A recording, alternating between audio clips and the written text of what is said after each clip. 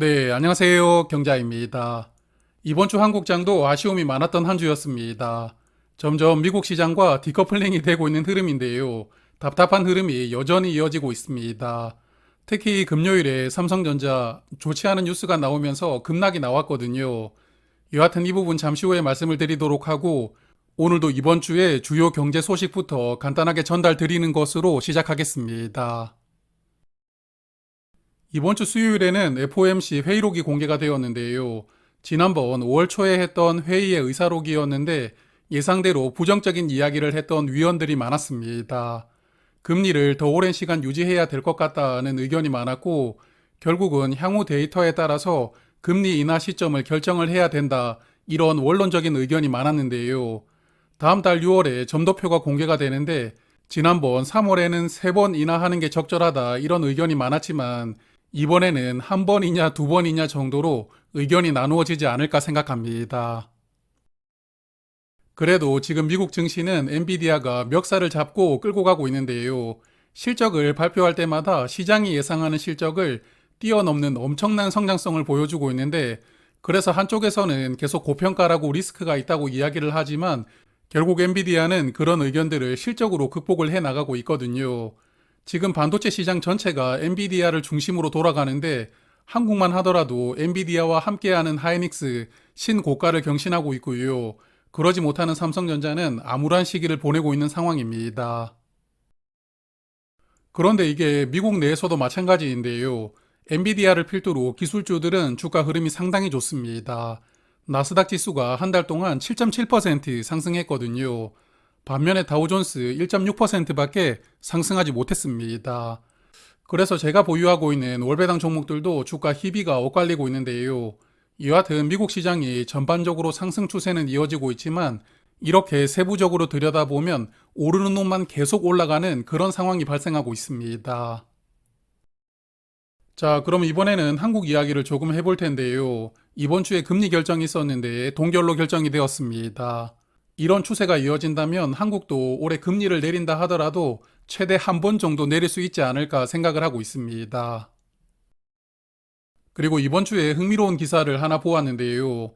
여당에서 금융소득 과세 기준을 2천만 원에서 4천만 원으로 높이는 방안을 추진한다고 합니다. 요즘에 여당에서 주식 투자자들 마음을 잡으려는 정책을 정말 많이 발표하고 있는데요. 지난번에 ISA 계좌 개선안도 그렇고 금투세도 그렇고 이런 게 국회를 통과할 수 있을지 모르겠습니다.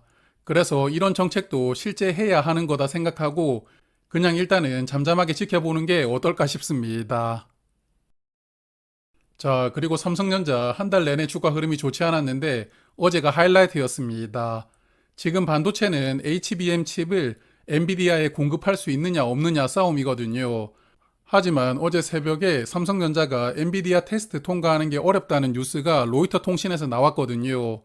그리고 잠시 뒤에는 삼성전자 쪽에서 반박하는 뉴스가 나왔는데 이런 반박 뉴스를 내야 되는 삼성전자 입장이 조금 안타깝다는 생각도 들었습니다. 개인적으로는 가족 계좌에서 삼성전자 우선주를 투자하고 있는데 지난번에 본전 가격에서 보유 수량 절반을 매도했다는 것 투자일기에서 한번 말씀을 드렸었거든요. 하지만 매도하고 다시 주가가 10% 정도 떨어졌습니다. 그래서 어제 500만 원을 다시 매수를 하면서 물을 타보았는데 물을 탔던 가격보다 주가가 1000원 더 내려갔습니다. 개인적으로는 삼성전자가 지금 어려운 시기를 겪고 있지만 결국 저력을 보여줄 것이라고 생각을 합니다. 일단 내부적으로도 굉장히 심각하게 생각하고 있을 것이라고 보고요. 그래서 결국은 시간이 조금 필요하겠지만 이게 돈이 많다 보면은 그런 시간을 조금 단축할 수가 있다고 보니까요. 아마 조만간에 엔비디아에게 공급할 수 있을 것이라고 생각합니다. 여하튼 그래도 다음 주에 주가가 조금 더 내려갈 수 있으니까 6만 1,000원까지 내려오면 다시 한 번 더 물을 탈 생각입니다. 이번 주 코스피는 2% 하락했거든요. 다시 2,600대로 내려왔는데 투자를 오랜 시간 해오고 있지만 한국장 투자하는 게 저도 요즘은 조금씩 버거워지고 있는 것 같습니다. 자, 그러면 이제 저의 계좌를 조금 살펴볼 텐데요. 이번 주 ISA 계좌에서는 매수만 해보았습니다. 저번 주에 20주를 덜어냈던 DN 오토모티브 주가가 쭉쭉 내려오더라고요. 그래서 다시 20주 매수를 했고 에이스 미국 빅테크 7도 이번 주에 100주를 추가 매수를 해보았습니다. 미국 빅테크 기업에 투자하는 월배당 종목들은 여전히 주가 흐름이 참 좋거든요. 하지만 더 좋을 것 같아서 이번 주에 100주 불을 타보았는데요.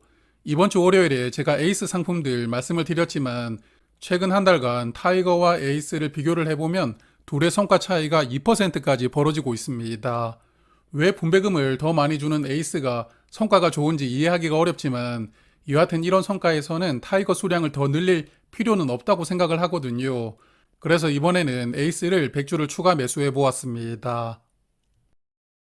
자, 그래서 계좌 잔고를 보면 월배당하는 종목 중에 미국 빅테크 기업에 투자하는 두 종목을 보고 있으면 계좌 잔고를 보는 기분이 좋아지는데요. 타이거가 이제 수익률이 10% 넘었습니다. 그리고 에이스도 100주를 불을 탔지만 8% 정도 수익이 나오고 있고요.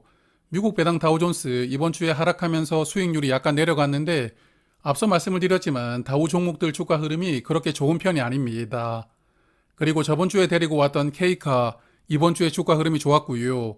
SK텔레콤과 맥쿼리 인프라도 이번 주 하락장을 잘 방어를 해주었다고 생각합니다. 그리고 JR리츠 저번 주에는 평단가 근처까지 올라왔었는데 이번 주에 다시 조금 하락했고요. DN오토모티브도 이번 주에 꽤 하락을 했지만 그래도 다시 20주를 매수를 했으니까요. 평단가를 조금 내렸다는 것에 만족을 하고 있습니다. DN오토모티브는 평단가 이상으로 주가가 올라온다면 다시 수량을 조금 덜어낼 생각이고요. 그리고 덜어놨던 수량이 이번처럼 주가가 내려온다면 다시 물을 타면서 이런 식으로 평단가를 최대한 낮춰가는 전략으로 보유를 해볼 생각입니다. 자, 그리고 이번에는 미국 계좌인데요. JPI는 이번 주에 주가가 1% 정도 하락했지만 JPQ는 저번 주보다 주가가 조금 더 상승을 했거든요. JPQ 이번 주에 말씀을 드렸지만 커버드 콜로 투자하는 종목들이 올라가는 친구들이 많이 담겨 있는 게 정말 중요합니다. 그런 의미에서 보면 JPQ는 현재 다우존스 중심으로 투자하는 배당주들보다는 더 괜찮아 보이는 배당주라고 생각합니다. 그리고 다음 주에 주목해볼 지표는 31일 금요일에 발표가 되는 미국 개인 소비 지출인데요. 5월 달에 미국 소비자 물가 지수가 좋았는데 PCE 지수도 조금 기대를 해보고 싶습니다. 이번 주는 한국 증시가 여러모로 아쉬웠지만 그래도 다음 주는 조금 힘을 내서 2700선에서 마무리를 했으면 좋겠고요. 다음 한 주도 건강하시고요. 저는 다음 주 주말에 다시 인사드리도록 하겠습니다. 고맙습니다.